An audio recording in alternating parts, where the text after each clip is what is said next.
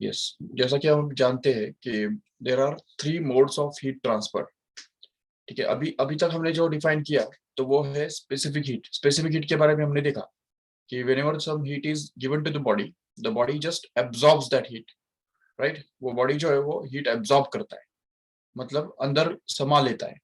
तो ये जब हीट अंदर चला जाता है तो उसकी वजह से उसका खुद का टेम्परेचर बढ़ता है, राइट? और उसकी वजह से हम ये बोल सकते हैं कि जितना स्पेसिफिक हीट ज्यादा होगा उतना the ability of the body of the heat will be more. Okay, but there is another tendency of the body to conduct the heat, or we can say to pass the heat from one side to other side. जैसे for example हम देखते हैं कि कोई light light जो होता है, light के अंदर एक प्रॉपर्टी होता है कि अगर सपोज किसी को या ग्लास के ऊपर जब लाइट इंसिडेंट होता है तो most of the light just gets pass through the glass. ठीक है, तो ग्लास के सरफेस में से पूरा का पूरा लाइट जो है वो ऑलमोस्ट पास हो जाता है। ठीक है, उसको बोलते हैं ट्रांसमिशन, और we can call it as a refraction. Light के हिसाब से उसको रिफ्रैक्शन बोलते हैं। बट अभी यहाँ पे हीट के हिसाब से अगर देखेंगे तो when the heat is incident from one side and just passed to other side of a substance, then this is called as the conduction of heat. तो इसको हम कंडक्शन बोलते हैं। And this conduction is one of the ways in which the heat transmission takes place. So heat transmission takes place in three different modes. Remember, तीन अलग अलग रास्ते हैं जिसमें हीट एक तरफ से दूसरी तरफ जा सकता है। उसमें सबसे पहले आता है कंडक्शन, दूसरा होता है कन्वेक्शन, और तीसरा हम बोल सकते हैं it is a radiation. So these are the three different modes of heat transfer. And actually in this chapter we have to study in detail of conduction and convection, as well as a small part or primary part of radiation. And radiation is going to be studied in more detail in 12th standard. Okay, तो radiation हमको 12th standard में detail में study करना है, but conduction और convection हमको 11th standard में इसी चैप्टर में डिटेल में स्टडी करना है। ठीक है, so let us start with the concept of transmission of heat.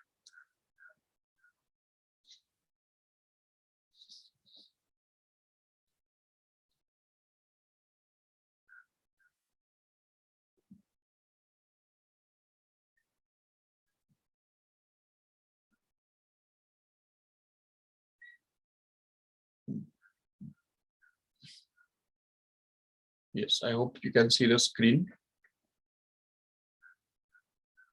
Okay, so here, what do you mean by the conduction?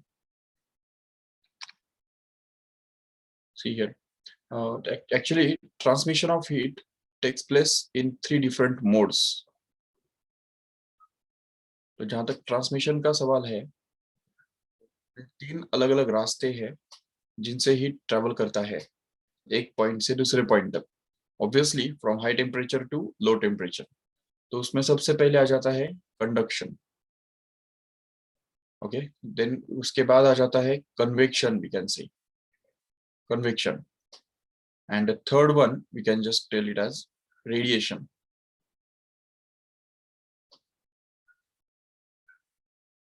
Okay, radiation. So these are the three different modes of transfer of heat. So heat is transmitted from one point to other point via these three modes. तो सबसे पहली बात हम करेंगे conduction के बारे में। सो conduction में होता क्या है, देखो ठीक से, I will just like to show you one image. एक सिंपल सा इमेज अगर आपको दिखाया जाए तो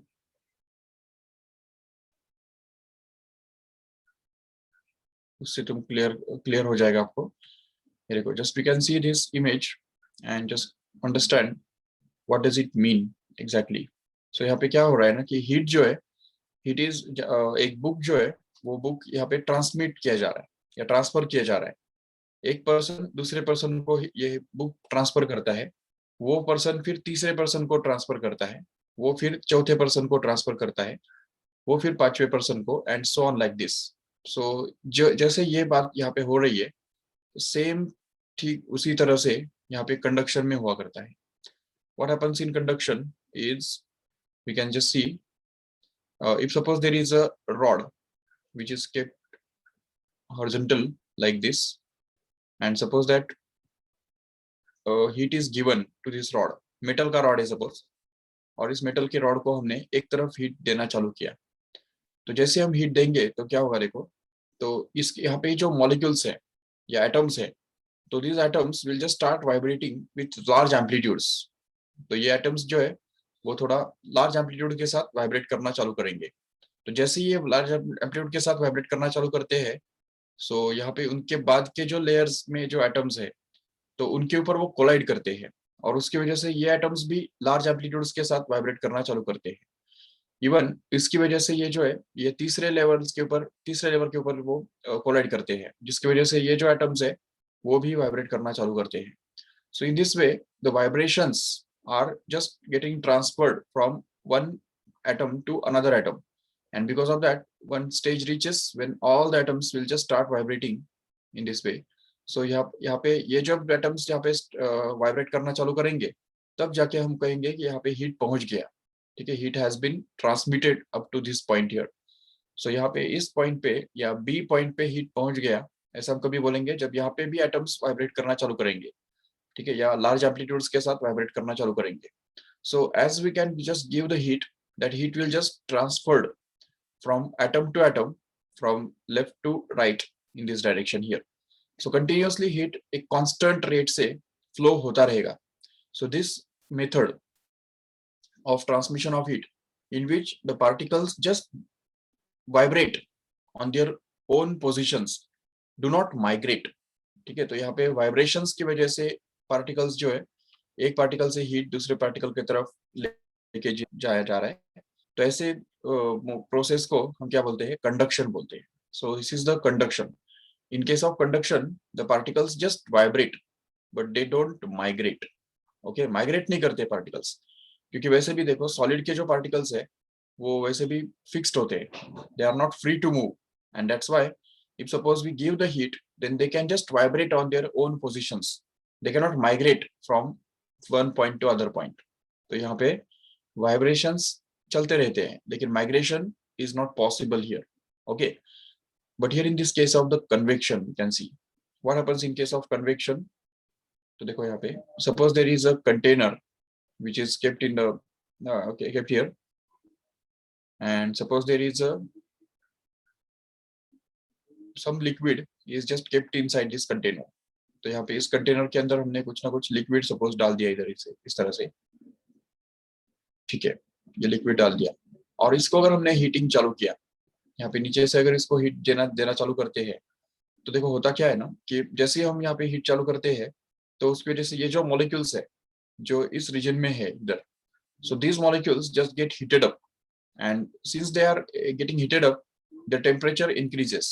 इस रीजन का टेम्परेचर जो है वो इंक्रीज होगा, एंड जैसे ही इसका टेम्परेचर बढ़ेगा so it will expand। okay, because we have already seen the thermal expansion। ठीक है, थर्मल एक्सपेंशन इसके पहले वाला जो टॉपिक है उसके अंदर हमने देखा ऑलरेडी कि thermal expansion takes place, that means whenever the heat is given to some substance it just expands in volume. तो इसका जो वॉल्यूम है वो स्लाइटली बढ़ जाएगा, और वॉल्यूम बढ़ेगा मतलब क्या होगा, डेंसिटी कम हो जाएगा। ठीक है, सो एक्सपेंशन की वजह से हम समझ सकते हैं आराम से कि volume of the substance actually increases, but increase in volume gives results in decrease in density.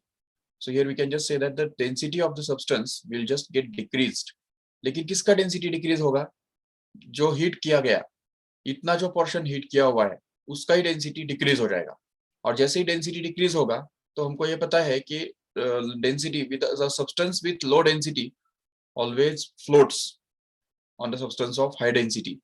So what will happen in this case here is this portion, actually ये जो पूरा पोर्शन है जो हीट हो गया है, जिसके अंदर बहुत सारा हीट कंटेंट है, तो ये पोर्शन एक्चुअली लिफ्ट अप हो जाएगा, and it will lift up and just move in the upward direction here.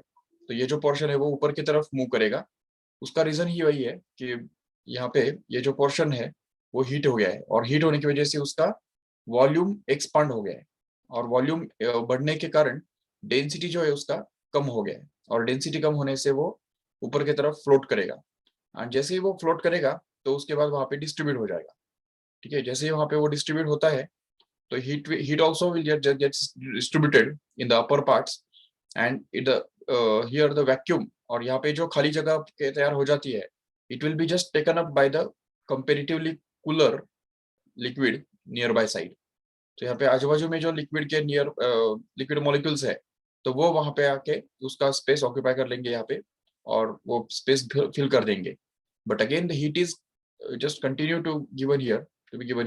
So therefore this heat will just try to expand these molecules here. तो यहाँ के जो रहने वाले मॉलिक्यूल्स है, वो हीट एब्जॉर्ब करके कंटिन्यूसली एक्सपांड होंगे। जैसे ही वो एक्सपांड होंगे तो वो ऊपर चले जाएंगे और वहां पे हीट डिस्ट्रीब्यूट कर देंगे, और उसकी जगह जो है, वहां की जगह जो खाली स्पेस जो है, वो आजू बाजू के जो कूलर मॉलिक्यूल्स है, तो वो जाके ऑक्यूपाई कर लेंगे। तो ये साइकिल कंटिन्यूसली चलता रहेगा। That means we can just see here what happens is continuously the convection current will flow here. So the molecules which are getting heated up will just rise up and just distribute the heat in the upper parts, and comparatively colder molecules will just take up the space and just fill the space here. And this type of convection current will just continuously go on in this way. तो इस type का जो convection current है वो चालू ही रहेगा, continuously circulate होता रहेगा। The molecules will just lift up and again just come down, and unless and until the whole liquid just get heated up, ये चलता रहेगा। तो ये जब तक ये पूरा लिक्विड हीट अप हो जाता है तब तक ये कंटिन्यू रहेगा। So this process is actually called as the convection. इसको ही हम कन्वेक्शन बोलते हैं, in which there is actual migration of the particles.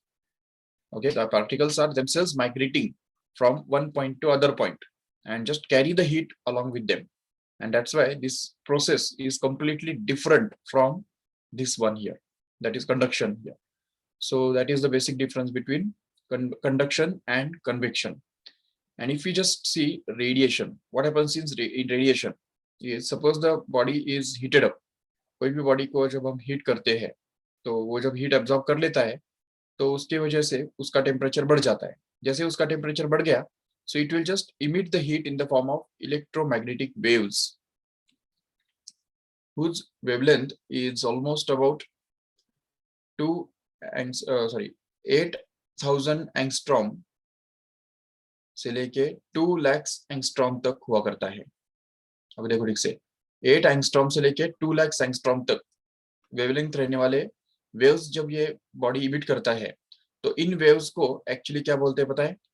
These waves are actually called as infrared waves, infrared, or they are also called as the microwaves। मतलब infrared waves और microwaves, ये दोनों जो है, दोनों का कंबाइंड जो है ये मिक्सचर, यहाँ पे ये उसका वेवलेंथ यही होता है। एक्चुअली इंफ्रारेड रेज का वेवलेंथ अलग होता है, माइक्रोवेव्स का वेवलेंथ अलग होता है, लेकिन दोनों का कंबाइंड वेवलेंथ जो है वो 8,000 एंगस्ट्रॉम से लेके 2 लाख एंगस्ट्रॉम तक आ जाता है। और इसलिए इन दोनों को कंबाइंड, ठीक है नहीं, both of these waves combined together actually called as the, yes Vaishnavi, any doubt? Okay, so both of these waves combined together is called as radiation. इस पूरे को कंबाइन ही हम रेडिएशन बोलते हैं, ठीक है। This is called as radiation. Radiation means the emission of heat in the form of electromagnetic waves. ये जो इलेक्ट्रोमैग्नेटिक वेव्स इसमें से निकलते हैं, just like sun we can see, sun में से जैसे इलेक्ट्रोमैग्नेटिक वेव्स निकलते हैं चारों तरफ, तो उसमें से लाइट भी मिलता है हमको, नो डाउट, लेकिन उस वेव्स के अंदर अल्ट्रावायलेट वेव्स भी होते हैं, इवन एक्स रेज भी हुआ करते हैं, और उसी के साथ साथ इंफ्रारेड रेज और माइक्रोवेव्स भी हुआ करते हैं, जिनको ही हीट रेज बोला जाता है। And these heat rays are emitted by every hot body, and the emission of heat in the form of these electromagnetic waves is actually called as radiation। तो जब भी ये इलेक्ट्रोमैग्नेटिक वेव्स के form में जब रेडिएशन इमिट किए जाते हैं, इलेक्ट्रोमैग्नेटिक वेव्स के फॉर्म में जब हीट इमिट किया जाता है, तो उसको ही हम रेडिएशन बोलते हैं। So these are the 3 different process in which the heat can transfer from one point to other point। If we just study all these 3 methods comparatively, तो यहाँ पे अगर इन तीनों मेथड्स को अगर हम कंपेरेटिव स्टडी करेंगे तो पता चलता है कि कंडक्शन, ये एक बात तो क्लियर है कि कंडक्शन के अंदर पार्टिकल्स वाइब्रेट करते हैं, कन्वेक्शन के अंदर पार्टिकल्स माइग्रेट करते हैं और रेडिएशन के अंदर पार्टिकल्स ही नहीं होते, no particles are required because it takes place in vacuum. Vacuum के अंदर भी वो हो सकता है रेडिएशन, क्योंकि देखो उसके लिए पार्टिकल जरूरी नहीं है, क्योंकि it takes place in the form of electromagnetic waves. Electromagnetic waves के फॉर्म में हीट ट्रैवल करता है, और इलेक्ट्रोमैग्नेटिक वेव्स के बारे में हम सभी जानते हैं, light is also electromagnetic waves and it can travel through vacuum without any medium. तो इसलिए in the same way here also, in case of the heat also, the heat is when the heat is emitted in the form of electromagnetic waves, then it doesn't require any material medium for its propagation. But on the other hand, this conduction and convection require some medium. Medium इनको चाहिए ही चाहिए, क्योंकि अगर medium ही नहीं होगा तो vibrate कौन करेगा, इधर मीडियम ही अगर नहीं होगा तो माइग्रेट कौन करेगा, तो इसलिए मीडियम तो चाहिए। ठीक है, medium is necessary for conduction of heat और convection of heat, but it is not necessary, ठीक है, फॉर द रेडिएशन हियर।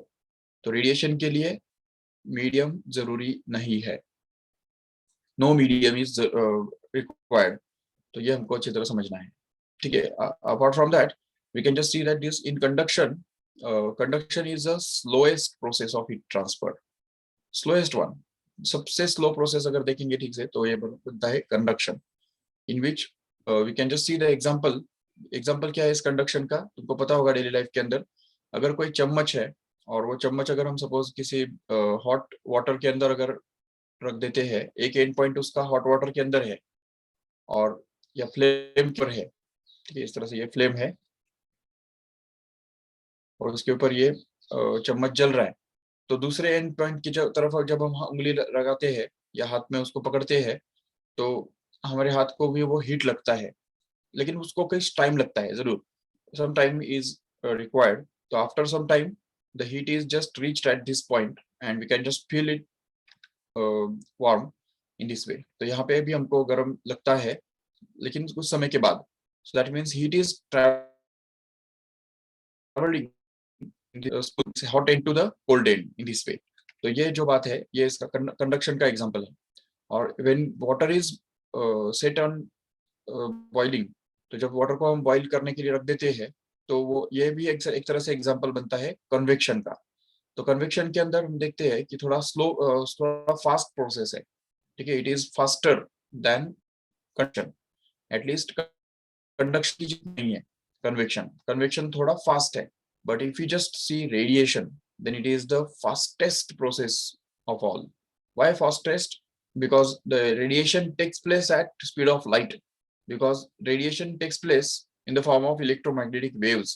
तो इलेक्ट्रोमैग्नेटिक वेव्स के फॉर्म में ये रेडिएशन होता है, और इलेक्ट्रोमैग्नेटिक वेव्स का स्पीड हम सभी को पता है, already we know already that light travels at a speed of 3 into 10 raised to 8 meter per second, right? So 3 into 10 raised to 8 meter per second मतलब 3 lakhs किलोमीटर पर सेकेंड। तो इतना जबरदस्त स्पीड जो है, तो उस स्पीड के साथ हीट ट्रेवल करता है when it is emitted in the form of radiation. उसका एग्जांपल है सन। तो सन से जो हमको हीट मिलता है that is actually due to the radiation only. Sun emits the electromagnetic waves in all directions. So these electromagnetic waves also contain the wavelengths of this type. ये इस टाइप के वेवलेंथ भी इस सन के इमिट किए हुए वेव्स के अंदर होते हैं, और जिसको ही हम हीट बोलते हैं। और इसीलिए हम देख सकते हैं यहाँ पे कि सन के द्वारा इमिट किया हुआ जो हीट है वो हमको रेडिएशन के फॉर्म में मिलता है। ठीक है ना, we can just receive the heat from sun in the form of radiation. So this is all about the difference points. Even और एक डिफरेंस पॉइंट समझ सकते हैं हमें कि कंडक्शन के अंदर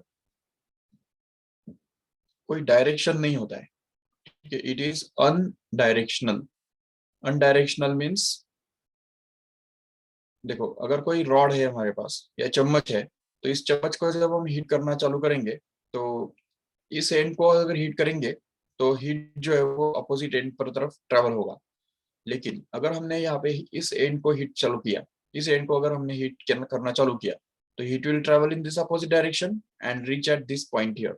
ओके, सो दैट मीन्स अगर हमने बीच में अगर हीट करना चालू किया, अगर इसी चम्मच को अगर हम सपोज यहाँ पे रखते हैं और बीच वाले पोर्शन को अगर हीट करना चालू कर देते हैं, जैसे ही हमने यहाँ पे हीट चालू करेंगे तो heat will just travel in both the directions away from this point of heating. तो जहाँ पे हम हीट कर रहे हैं तो उसके दूर दूर तरफ, मतलब उसको छोड़ के बाकी अलग अलग डायरेक्शन में हीट ट्रेवल करना चालू हो जाता है। That means this is undirectional flow of heat. That means it does not have any direction on its own. उसका खुद का कोई ऐसा डायरेक्शन नहीं होता है, फिक्स डायरेक्शन कुछ भी नहीं होता है। जहां तक मटेरियल फैला हुआ है वहां तक हीट को जाना है। अगर हमने इस टाइप का टी शेप का अगर कोई एक कंडक्टर ले लिया और अगर उसको यहाँ पे हीट करना चालू किया, जैसे हम यहाँ पे हीट करना चालू करेंगे तो heat will just flow here and it will just travel upwards and it will also travel in the downward direction also. That means heat will just travel from this point away from this point and it will just end up to the or reach up to the last point wherever the conductor is spread about। जब तक जहां तक conductor फैला हुआ है वहां तक heat को जाना है। इवन अगर सपोज हम यहाँ पे अगर हीट करना चालू करते हैं, ये देखो यहाँ पे अगर हीट करना चालू कर देते हैं, so heat will just travel in upward direction also and it will just travel in this direction also and reach at this point also here in this way। So that means conduction doesn't have its own direction, but convection has its own direction actually। Convection का खुद का एक direction होता है जो कि upwards होता है। इस convection takes place only in upward direction, doesn't take place in the downward direction। कभी भी कन्वेक्शन तुमने डाउनवर्ड डायरेक्शन में नहीं देखा होगा। उसको प्रूव करने के लिए एक सिंपल सा एक्सपेरिमेंट भी हम कर सकते हैं। एक सिंपल सा एक्सपेरिमेंट है। Suppose we have a test tube and just keep it tilted like this।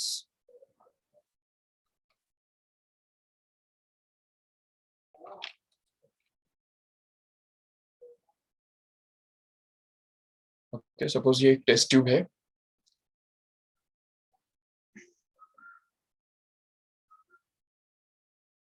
yes, and suppose it is filled with water।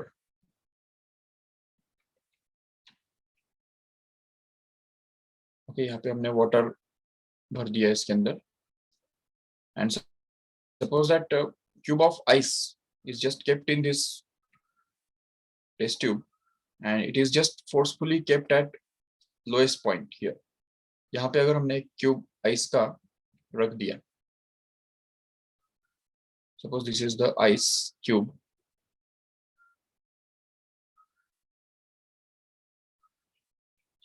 Okay ये आइस का क्यूब है, बिल्कुल बॉटम पे हमने रख दिया है उसको, ठीक है। और अगर हम यहाँ पे इसको हीटिंग चालू करते हैं बीच में, देखो ठीक से, we are going to start heating at a point in the middle. Yes, यहाँ पे हमने सपोज हीटिंग चालू किया। जैसे हीट देंगे तो क्या होगा, देखो ठीक से, सो convection current will just set up in this region only।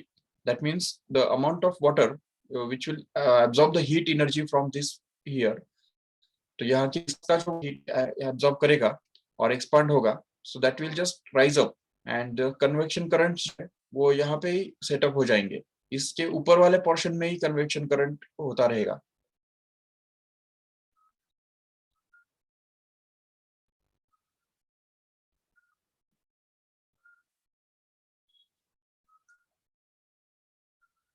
Okay so ये कन्वेक्शन जो है वो इस तरफ ही होता रहेगा कंटिन्यूअसली, और उसकी वजह से क्या होगा कि the water will just start boiling eight this point here.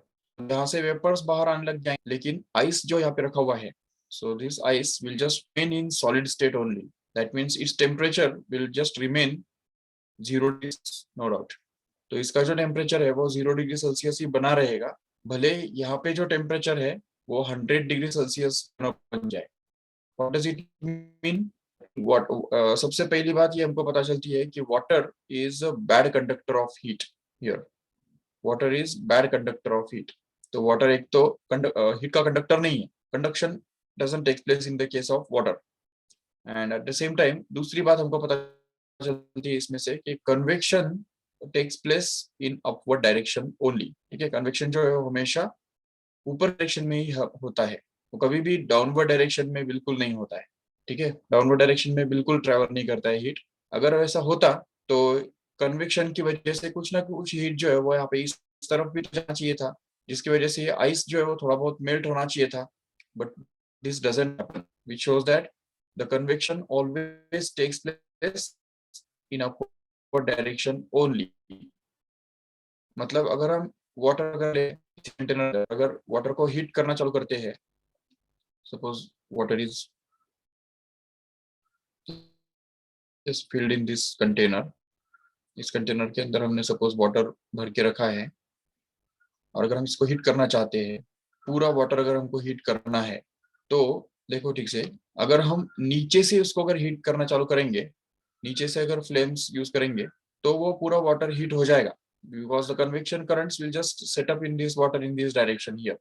But if you just try to heat this water from upwards, अगर ऊपर की तरफ से अगर हम हीट देंगे, तो उसकी वजह से कन्वेक्शन करंट जो है सेटअप नहीं होंगे, so only the upper part of water will just get heated up.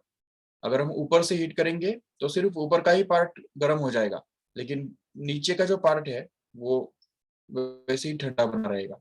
ये तुम एक्सपेरिमेंट भी करके देख सकते हो आराम से, घर पे भी अगर एक्सपेरिमेंट करके देख सकते हो एक तरफ से, कि अगर सपोज मान लो एक बकेट है या कोई भी कंटेनर है, और उसके अंदर नीचे ठंडा पानी अगर डाल दो, ठीक है, यहाँ पे नीचे हमने कोल्ड वाटर, ठंडा पानी यहाँ पे जमा के रखा है ऑलरेडी, ठीक है, this is cold water, okay, and suppose that we just gently pour hot water here in this container. तो इस कंटेनर के अंदर अगर हम हॉट वाटर अगर पोर करते हैं, तो hot water will remain upwards with this cold water just remaining in the below at a lower level। तो मतलब ये लेवल अलग अलग हो जाएंगे, so we can just say that this boundary will be created up to which इसका upper part जो है it will contain hot water, whereas its lower part will contain the cold water, and they will never mix each other, unless obviously we'll stir it। अगर इसको हम जबरदस्ती अगर हिलाएंगे, ऊपर नीचे अगर करेंगे, तो फिर तो वो मिक्स होने वाला ही है, नो डाउट। लेकिन जहां तक हम बिल्कुल ऊपर ऊपर से अगर सपोज हॉट वाटर को अगर जेंटली अगर पोर करते हैं, तो आराम से ये हॉट वाटर जो है वो ऊपर ऊपर से ही फ्लोट हो जाता है, एंड कोल्ड वाटर के साथ मिक्स बिल्कुल नहीं होता है। लेकिन अगर उल्टा करते हैं, मान लो कि ये कंटेनर है और यहाँ पे सपोज हॉट वाटर है, नीचे अगर हॉट वाटर हमने फॉर्म करके रखा है, और उसके ऊपर अगर हम कोल्ड वाटर अगर जेंटली अगर पोर करते हैं, so this cold water never forms a layer, but it just get mixed with this hot water here। that means cold water जो है वो कभी भी लेयर फॉर्म नहीं करेगा। जैसे हम कोल्ड वाटर कितना भी जेंटली उसको डालो, तो भी कोल्ड वाटर का डेंसिटी ज्यादा होने की वजह से वो हमेशा हॉट वाटर के अंदर मिक्स हो जाएगा, and total whole water will just become uniform. तो यूनिफॉर्म टेम्परेचर पे, एक ही टेम्परेचर पे वो चढ़ जाएगा, ठीक है, जिसका टेम्परेचर जो है वो एवरेज होगा, या जो भी principle of heat exchange use करके जो भी हमको टेम्परेचर मिलता है, तो उसी टेम्परेचर पे वो फाइनली रहेगा। ये हम समझ सकते हैं आराम से। इसका मतलब अगर हमने हॉट वाटर के अंदर अगर कोल्ड वाटर अगर पोर किया, तो मिक्स हो जाता है, लेकिन जब कोल्ड वाटर के अंदर अगर हॉट वाटर मिक्स करते हैं, तो वो मिक्स नहीं होता है, बल्कि एक लेयर जो है हॉट वाटर का ऊपर ही तैरता रहता है, बना रहता है। Same thing will happen in this case also here. So if you just start heating this water in the upward direction, from upward direction, then only upper part will just start heated up, and it will just start boiling even. But the lower portion of this water will not even get heated up। तो ये जो lower portion है वो cold ही रहेगा, same वैसे ही जैसे ही पहले था। तो ये होता है, इससे ही पता चलता है कि the convection always takes place in the upward direction। So convection has its own direction, we can just say it is unidirectional flow, okay, unidirectional। और यहाँ पे तो कोई मीडियम होता ही नहीं है, तो डायरेक्शन का भी सवाल नहीं पैदा होता, but still we can just say that it travels in the straight line at least, and it travels away from the hot body। तो ये जो hot body है, तो इस hot body के दूर तरफ, चारों तरफ ये हीट जो है वो ट्रेवल करेगा। जितना भी उसका सरफेस एरिया है, उस सरफेस एरिया को परपेंडिकुलर डायरेक्शन में ये हीट ट्रेवल करता है। तो ये हम समझ सकते हैं। So these are the some points which distinguish this conduction, convection, and radiation. So let us dip into conduction in more detail. Okay, so हमको conduction और convection इन दोनों को more detail में देखना है, ठीक है, 11th standard में. But radiation will be seen in more detail in 12th standard. Only small part or introductory part is going to be studied about radiation in this 11th standard. Okay, so let us start with the conduction now. Okay, so conduction के बारे में हमने introductory information तो पता कर लिया कि conduction होता क्या है और उसके प्रॉपर्टीज क्या है, ठीक है, उसके कैरेक्टरिस्टिक क्या है. जैसे कि it is the slowest process of heat transfer in that the particles are vibrating, particles vibrate from on their mean positions and just transmit the heat in the form of vibrations, okay, in case of conduction. And in this case it is the direction is not important, but the heat just travels from the hot end to cold end so far as the conductor is a conductor exists. Okay, तो ये हमको समझना है. अभी हम ये तीन concept यहाँ पे डिफाइन करेंगे. सबसे पहला कंसेप्ट हम बोल सकते हैं it is the steady state. ये हमको समझना है. What is steady state, we have to understand. The second is we have to understand what is temperature gradient.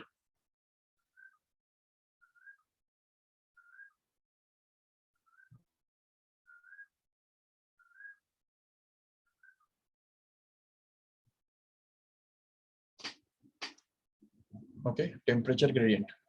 और तीसरा हमको समझना है what is the coefficient of thermal conductivity.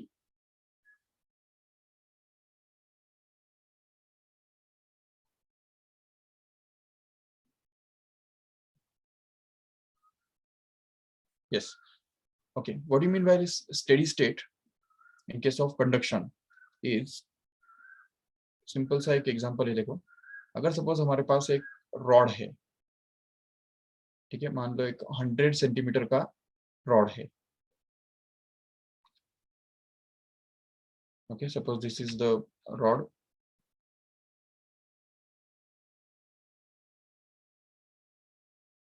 with 100 centimeter.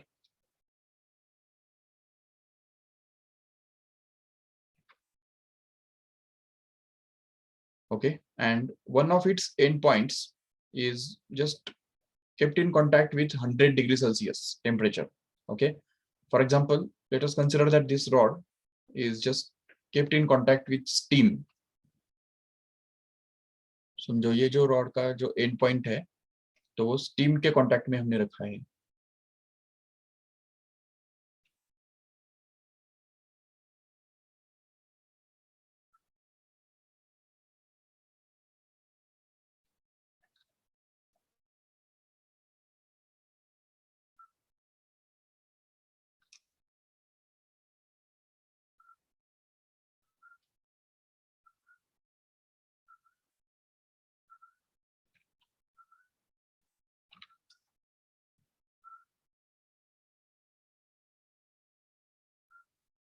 Okay, यहाँ पे एक इनलेट है और यहाँ पे आउटलेट. ओके, किस लिए? यहाँ से जो है कि वाटर वेपर एंटर कर सकता है, ठीक है, at 100 degree celsius. Water vapour will just enter in this here. Steam will enter from the upper end and steam will just leave from this lower end. तो यहाँ पे लोअर वाले and से स्टीम जो है वो बाहर निकल जाएगा, ठीक है, जिसके कारण continuously this end point will remain in contact with steam which is 100 degrees Celsius. So the temperature of this end point will just be maintained at 100 degrees Celsius. कुछ भी हो जाए इसका टेम्परेचर चेंज नहीं होने वाला, ठीक है. और at the same time we have just arranged another box at this point here. यहाँ पे और एक बॉक्स हमने यहाँ पे अरेंज करके रखा है जिसके अंदर आइस है.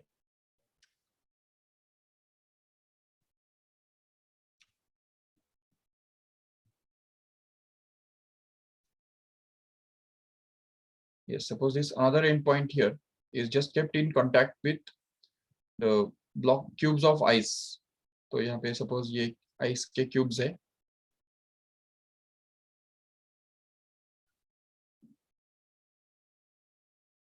जिनके कांटेक्ट में ये जो ब्लॉक है वो रखा हुआ है, जिसकी वजह से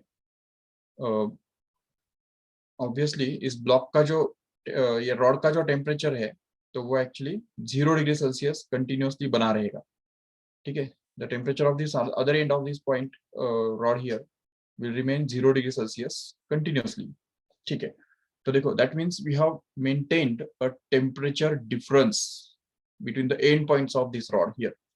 okay, so the temperature difference here is, you can just say the temperature difference, overall temperature difference कितना है यहाँ पे, तो हम बोल सकते हैं कि the end point, first end point is just kept at 100 degree Celsius and the second end point is just kept at 0 degree Celsius, so the temperature difference here will be actually equal to 100 degree Celsius.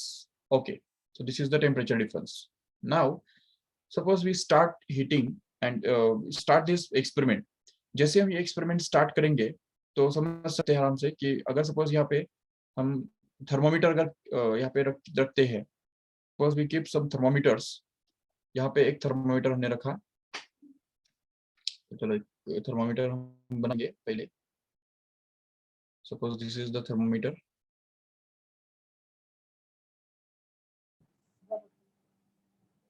आवाज बंद म्हणजे बंद।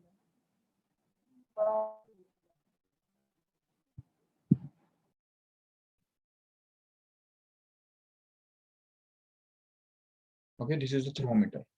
okay, and we have to keep the 4 thermometers here। तो यहाँ पे इस type के 4 thermometers हम यहाँ पे यूज करेंगे।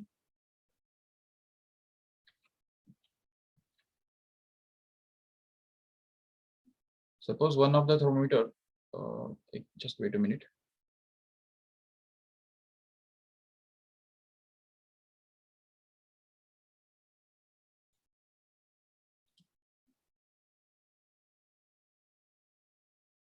yes, this is the first thermometer which is just kept at this point here। यहाँ पे हमने इसको रखा हुआ है। अभी just forget about the fact that how can we inbuilt a thermometer inside a rod। I just want to make it the point that we are measuring the temperature actually।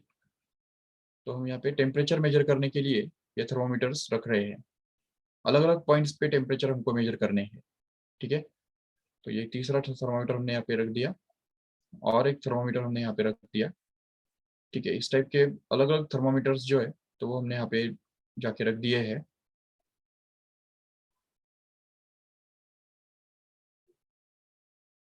yes, okay, now suppose that the first thermometer is just kept at a distance of 20 centimeter from the first end। suppose यहाँ से 20 centimetre पे हमने उसको रखा हुआ है। ठीक है, the second thermometer is kept at a distance of 40 centimeter suppose from the end। the third is kept at 60 centimeter। the fourth one is kept at 80 centimeter and so on like that। तो हर 20-20 centimetre पे हमने ये thermometers रखे हुए। ठीक है, और अभी देखो यहाँ पे क्या होगा ना कि obviously this thermometers will just show the rise in temperature. जैसे ये प्रोसेस चालू होगा तो अब देखो सबसे पहले क्या होगा, आप बताओ सबसे पहले क्या होगा। जबकि ये जो पूरा जो रॉड है वो जब नॉर्मल टेम्परेचर पे होगा तो उस समय यहाँ पे इस थर्मोमीटर के अंदर जो मर्क्यूरी है तो वो 0 डिग्री सेल्सियस या नॉर्मल टेम्परेचर दिखाएगा जरूर। ये जो थर्मोमीटर है ये भी नॉर्मल टेम्परेचर दिखाएगा। ठीक है, फिर ये थर्ड थर्ड वाला जो थर्मोमीटर है वो भी नॉर्मल टेम्परेचर दिखाएगा और ये चौथा वाला थर्मोमीटर भी नॉर्मल टेम्परेचर दिखाएगा। ठीक है, चारों थर्मोमीटर्स बिल्कुल सेम टेम्परेचर दिखा रहे हैं सर, देख सकते हो ठीक से। all the 4 temperatures will show the same temperature because the process has not even started yet। okay, अभी हमने ये हीटिंग चालू नहीं किया है, ये स्टीम इंजन हमने चालू नहीं किया है। जैसे हम स्टीम चालू करते हैं इधर से और यहाँ पे इस तरफ हम आइस के कंटेनर के अंदर उसको दूसरे एंड पॉइंट को रख देते हैं, तो क्या होगा देखो कि सबसे पहले ये पहला वाला जो थर्मोमीटर है वो थोड़ा ऊपर चढ़ेगा। फिर ये सेकेंड थर्मोमीटर जो है वो भी थोड़ा ऊपर चढ़ेगा, लेकिन उतना नहीं जितना पहला वाला ऊपर चढ़ेगा, उससे थोड़ा कम। और तीसरा वाला जो है वो भी और थोड़ा ऊपर चढ़ेगा, और चौथा वाला भी स्लाइटली थोड़ा ऊपर चढ़ेगा। ठीक है, अभी थोड़ा और 1-2 मिनट के लिए रुकते हैं तो पता चलता है कि ये थर्मोमीटर और ऊपर चढ़ेगा, मतलब जो टेम्परेचर उसका है वो थोड़ा और ज्यादा दिखाएगा। ये थर्मोमीटर और थोड़ा ज्यादा दिखाएगा, ये और ज्यादा, और ये और ज्यादा। लेकिन अगर हम देखेंगे ठीक से तो इन सारे थर्मोमीटर्स का अगर हम कंपेयर करेंगे तो we can just see that there is a gradual change. That means there is a decrease in the temperature as we move away from this hot end here. Okay, but still these thermometers are not reached at this constant value. They are constant values. अभी thermometer जो है वो यहाँ पे बढ़ रहा है। ठीक है, अभी यहाँ पे सपोज ये थर्मोमीटर जो है it shows suppose for example 60. Okay, ये चलो ये जो थर्मोमीटर ये 40 दिखा रहा है, ये सपोज 30 दिखा रहा है, ये 20 दिखा रहा है, ये 10 दिखा रहा है, और ये ऑब्वियसली 0, वो तो रहेगा ही जरूर।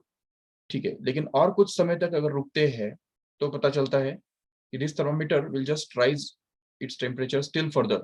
This will also rise further. This will also rise slightly, and this will also, and all these four thermometers, if we just check, they will show like the temperatures like 60. Here, this will just show, for example, 45.